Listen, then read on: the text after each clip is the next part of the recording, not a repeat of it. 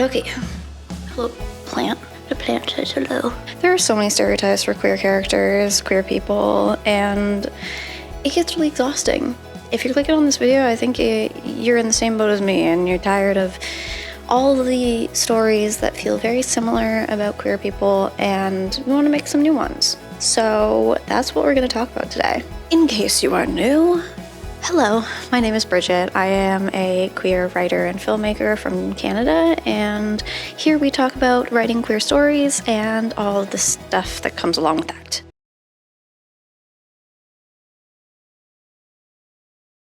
So in today's video, we are running with our allegory of a coming-of-age movie.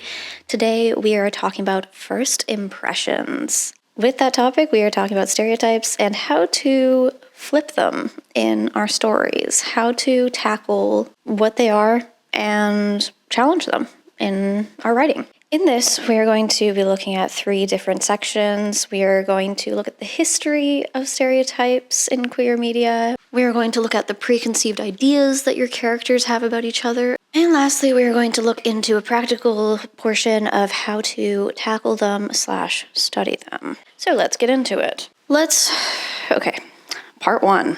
The history of queer stereotypes. Now, first we have to look at the actual reality of it all. When looking at media, there is particular stereotypes that have been used a lot more than others. Mainly, I'm looking at the stereotype of gay men being flamboyant, into fashion, and that is the main stereotype that has dominated queer culture, queer media for a long time. There are, of course, other stereotypes for other colors of the rainbow, and we will get into those in a moment. But it is much more common to have stereotypes around queer men, since they, throughout history, were more visible in the media and in public life. With our allegory, we need to look at the preconceived notions that your audience has about your queer character.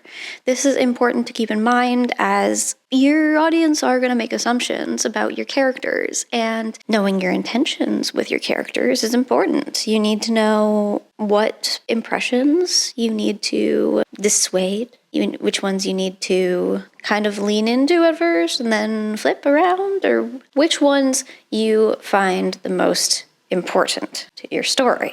It's all about intention around here, okay? It's all about intention.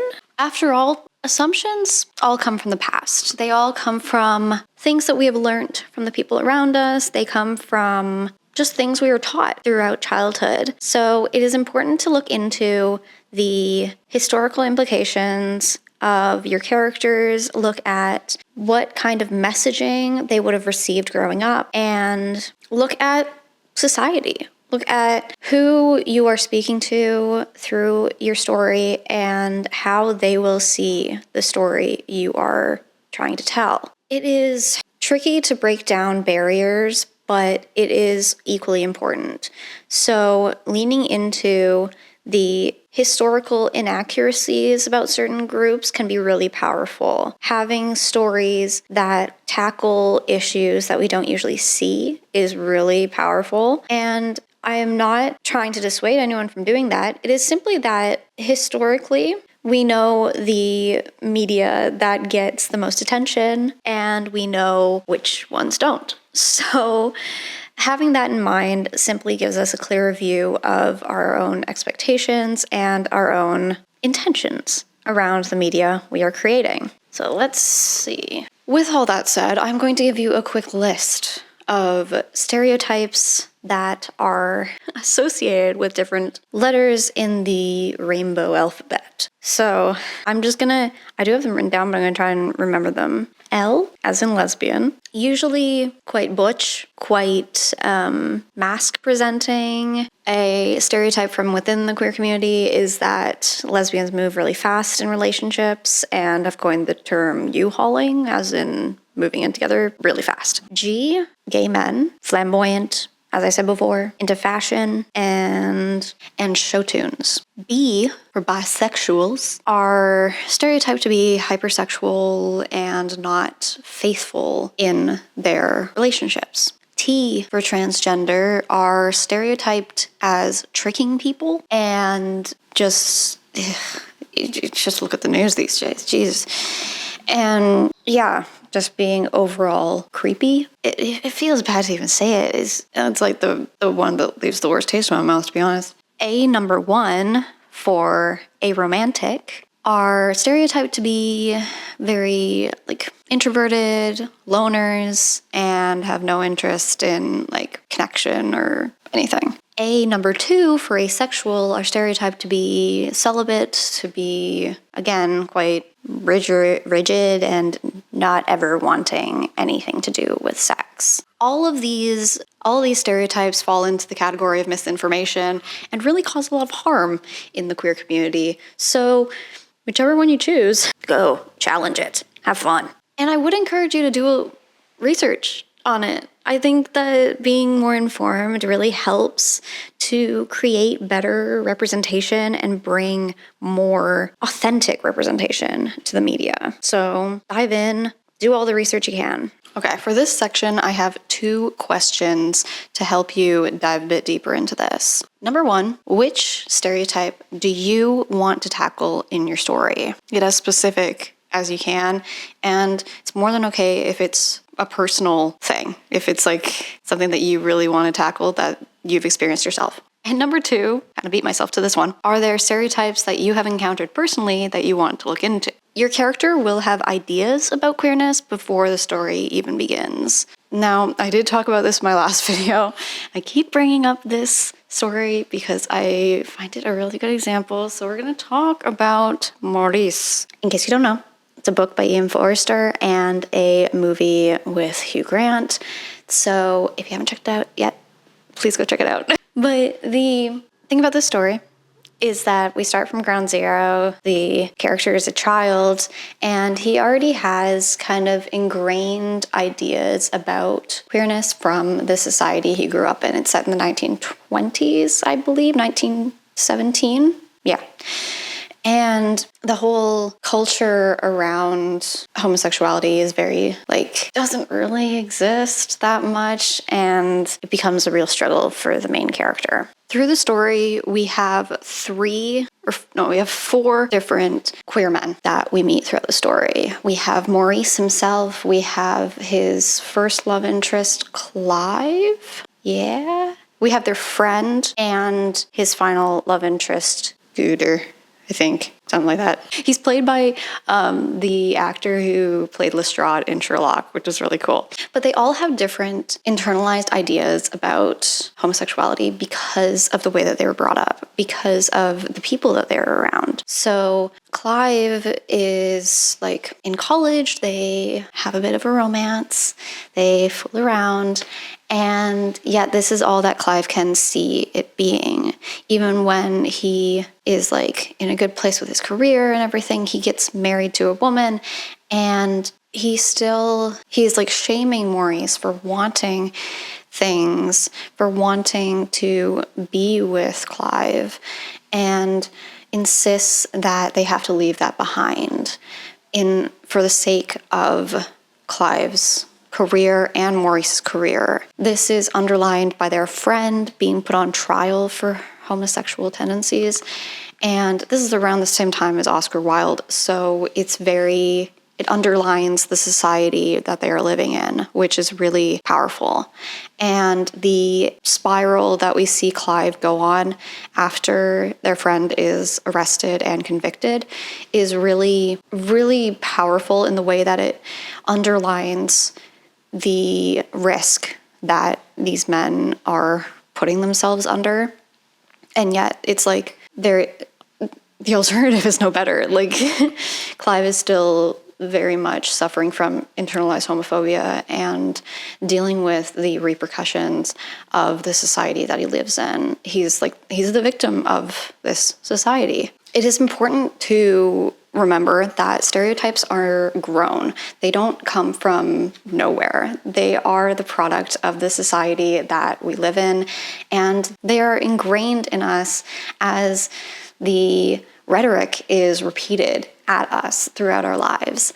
And so the society that we live in really makes it into this hamster wheel or this feedback loop of like keeping things down. And the main way that we can break free of that feedback loop is by writing about it, is about using our voices and challenging those ideas that have been fed to us in this feedback loop and breaking that cycle. And writing is a key way that we can do this. I think that art is such a powerful way to break cycles, and showing your characters learning from their mistakes, learning that their assumptions were wrong and that they've been stereotyping people throughout their lives is really powerful. And it doesn't have to be in like an overt way. It can be subtle, but you see the change in their behavior and learning from what they used to believe. This is something that can translate into real life changes. When you are looking into your character, when you're building them, I would encourage you to look into their backstory and look into who they were surrounded by. What was the rhetoric that they were surrounded by around queerness? Was it supportive? Was it not? Was there any like throwaway comments that came up during like dinner time conversation that really carved itself in their mind? And even if it was just a throwaway line, maybe it just stuck with them. That does happen in real life. Sometimes the people around us are just like throwing out statements and don't realize that it's literally being carved into our belief system. Okay, now for this section, I have 3 questions. What kind of ideas were said around them growing up? This doesn't have to be directly. We internalize things that people probably didn't mean for us to internalize. Number 2, how have they internalized these ideas? And number 3, how do these ideas, beliefs, or statements impact them moving forward? And how does it impact their self-esteem / relationship with their identity? Now let's move on to part 3, flipping or studying them. Your characters are not bad people for making assumptions about people or leaning into stereotypes. This is a common thing just about humans. It's something that we do. We lean onto media, we lean onto history as a way to fill in the gaps and make life a bit easier on ourselves in some way. It is important to remember that the stories that we write can impact people's lives on a deep level. And so when we are looking into stereotypes and assumptions, it is important to look deeply into these and dissect what message we are sending through our characters. An example of this that I want to look at is Love, Simon, the movie adaptation of Simon and the Homo sapiens agenda? Something like that? I did read the book, but it's been a minute. In this, I think it was only in the film that we had this sequence, but in the movie, there is a sequence where Simon is leaning into a stereotype of queer men where he thinks about being off in college and like being out and proud, and there's a whole like dance sequence to I Want to Dance with Somebody. And this is very on the nose in a way that is comical, but also very poignant in a way that it tackles how hard it is for queer people to know if they are queer enough. There is this idea that you have to fit into a mold or you'll be like out. You'll be ostracized by the community.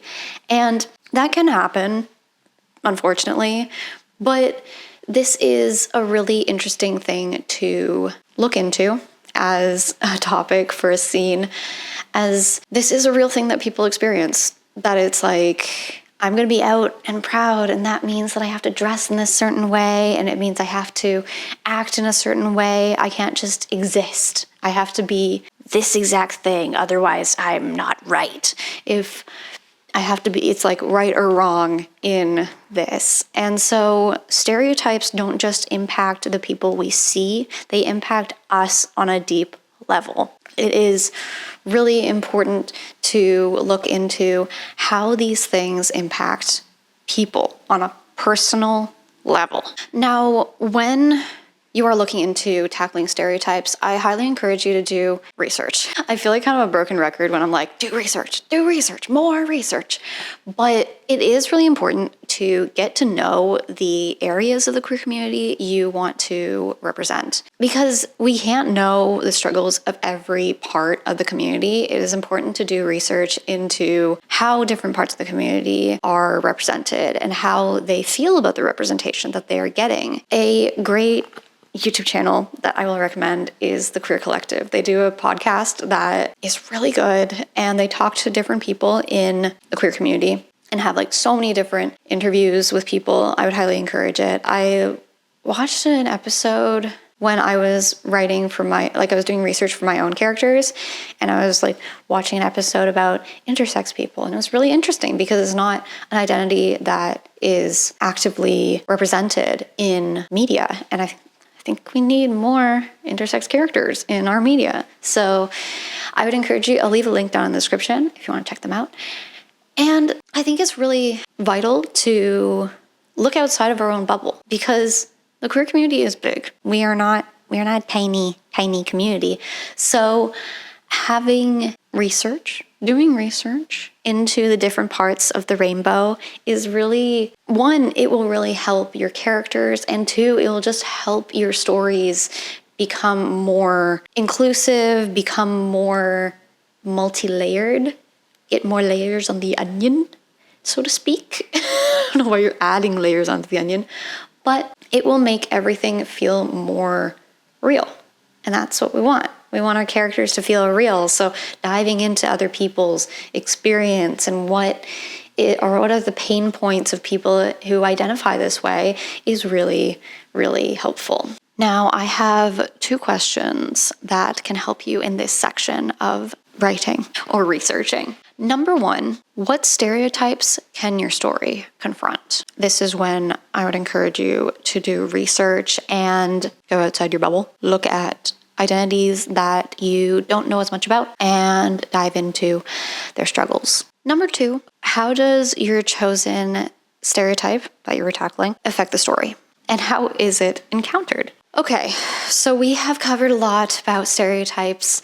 I hope this helped you. To summarize, we have looked into the different stereotypes. We've given a list of the different stereotypes within the queer community. It's not all of them, but it's a handful. We have looked at the history of queer stereotypes. We have looked at how you can bring that into your story, and chatted about how that will impact your story. When you are looking at stereotypes, I want to encourage you that this process is delicate, and doing research, talking to people who identify as the identity that you want to portray is really important, because this will impact people's lives and will hopefully make them feel less alone. So take it slow, and remember that this is a work of art. With all that said, I hope you enjoyed this video and found it helpful. I'd be curious to know what stereotypes you're going to be diving into in your story, so leave them down in the comments. Hit that subscribe button if you're interested in more. Join our little community of queer writers, and I will catch you guys next week with another video. Bye.